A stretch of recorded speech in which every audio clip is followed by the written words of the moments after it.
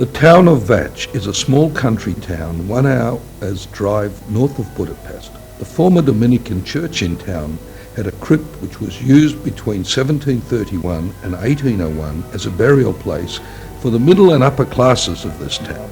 It was then bricked up and remained undisturbed until 1994, when during the renovations of the church it was rediscovered and reopened. Inside the crypt were the bodies of 250 people, all in coffins, many of whom were in a mummified state.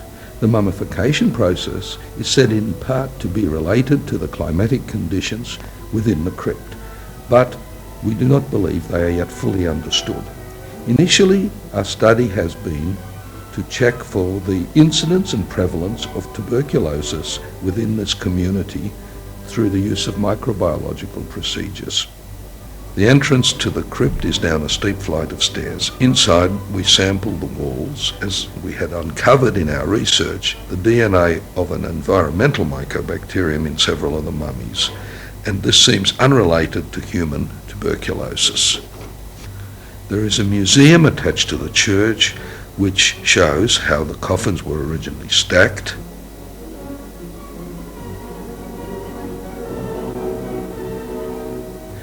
They are beautifully painted and finished, with the lids inscribed with the person's name and date of death.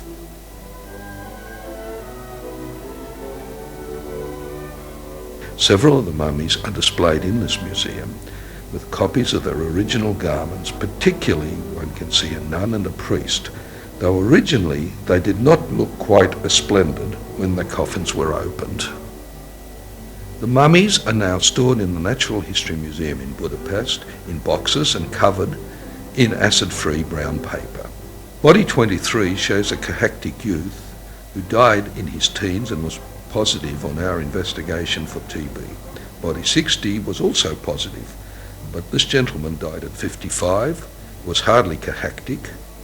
However, he had histology within his lungs which does show acid-fast bacilli stained by the Ziehl-Neelsen stain and found to be present within macrophages.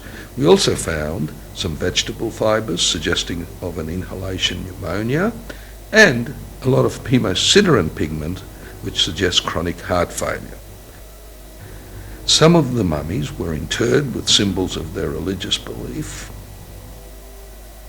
This community had a number of inhabitants who lived well into their 70s, and 20 of our bodies were 70 plus. The oldest died at the age of 95. We found a lot of pathology on our examination of the mummies, including what appears to us to be juvenile tuberculosis leading to a quadriplegia in an 18-year-old with undeveloped limbs. Teeth pathology was very prevalent in this community, giving support to the theory that anything up to 20% of deaths in antiquity were due to septicemia from carious teeth.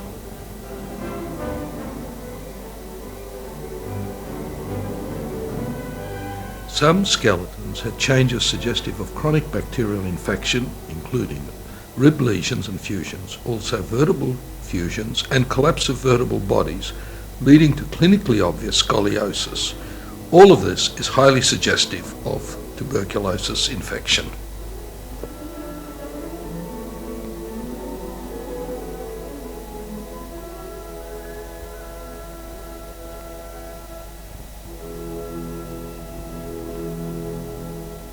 In a number of the mummies, there was obvious and marked chest deformity with kyphoscoliosis, which can best be seen on X-rays.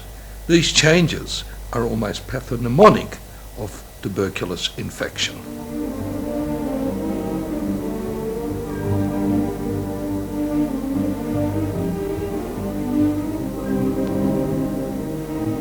Two of the bodies had post-mortems performed. This had to be done by a visiting surgeon, as there was no resident surgeon within the town. The mummy still has sutures in place, and the skull has been transected and then replaced and covered by skin. To sample with minimal destruction, we used endoscopy equipment supplied by the Storz company. This enabled us to view various cavities of the body and sample without significant destruction of the appearance of the mummy.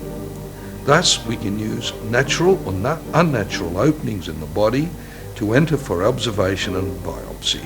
The mouth can be used to study teeth and at times the cervical vertebral bodies. The chest can be simply biopsied through any hole in the chest wall, natural or unnatural.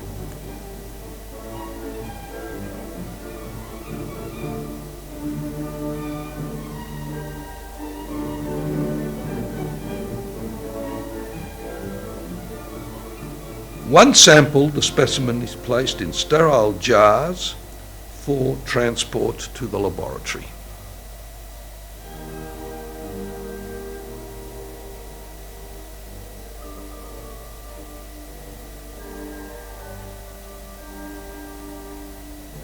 With the aid of a very thin endoscope, the skull can be entered through the optic foramen with no damage to the tissue.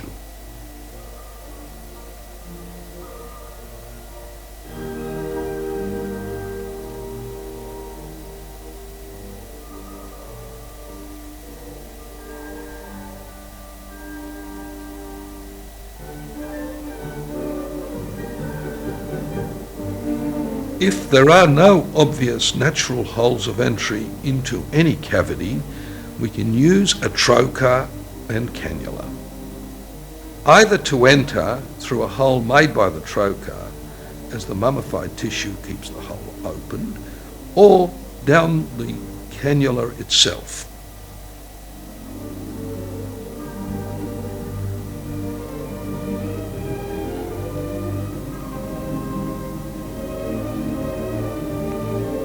In some cases, we used a two-port approach. One was for the endoscope and one for the biopsy forceps, or, if necessary, biopsy scissors. Some of the tissues were calcified and very tough. This was particularly so with pleura, and biopsy required surgical excision using the endoscopy scissors.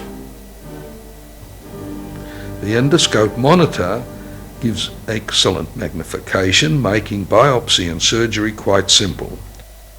By this technique, we can leave the remainder of the specimen totally undisturbed.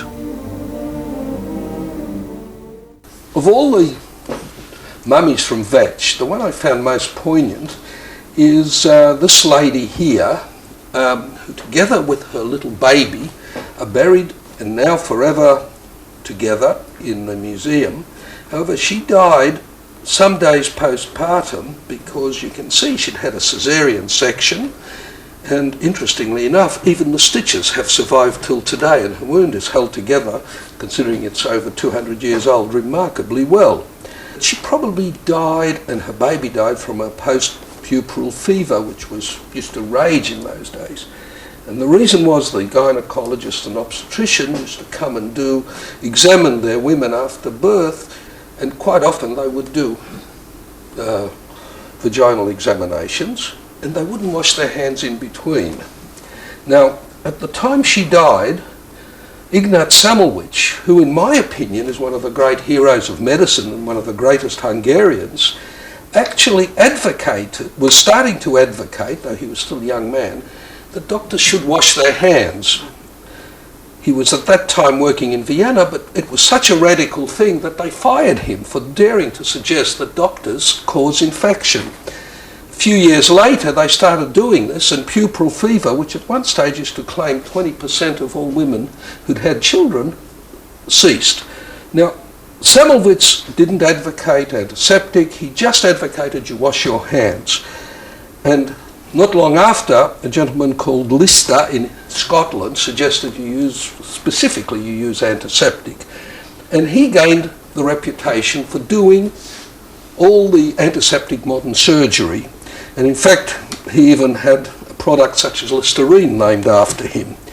But in fact, Samovic, in my opinion, was more correct.